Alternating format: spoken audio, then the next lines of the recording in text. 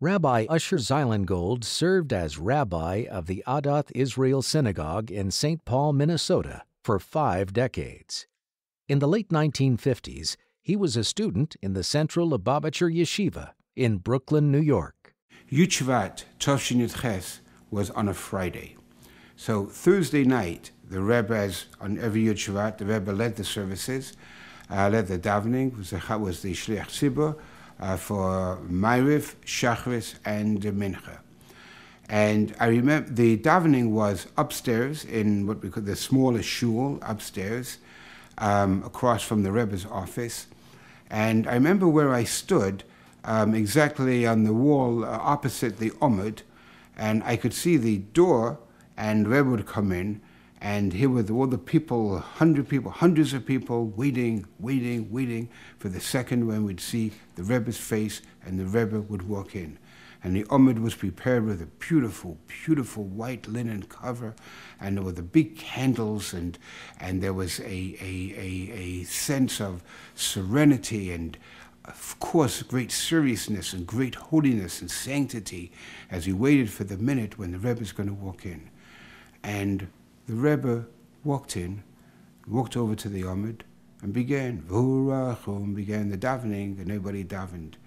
And I remember those moments, the Rebbe finished the davening and then walked back and walked into his room.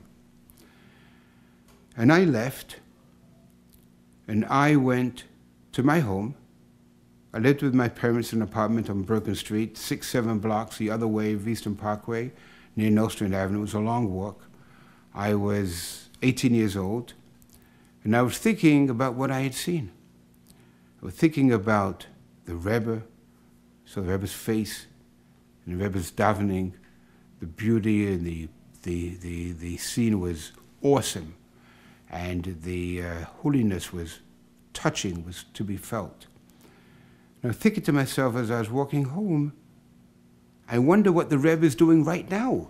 This is certainly a very, very secret night to the Rebbe, the night of the yahrzeit of his father-in-law, about whom we speak so much, and it was his Rebbe and our Rebbe, and what it means to him. And certainly I thought of the Rebbe now being certainly delved into the highest, deepest levels of spiritual accomplishment. And I was to find out, wouldn't take long until I would find out exactly what the Rebbe was doing. I came to my home, to my parents' apartment at 1120 Bergen Street, and walked up the stairs, and I came into the apartment, and my parents were not home. And so I was in the apartment getting a meal ready for myself, and the phone rang. And it was Rabbi Groner. And Rabbi Groner greeted me and asked me if my father is home. I said, no, he's not home.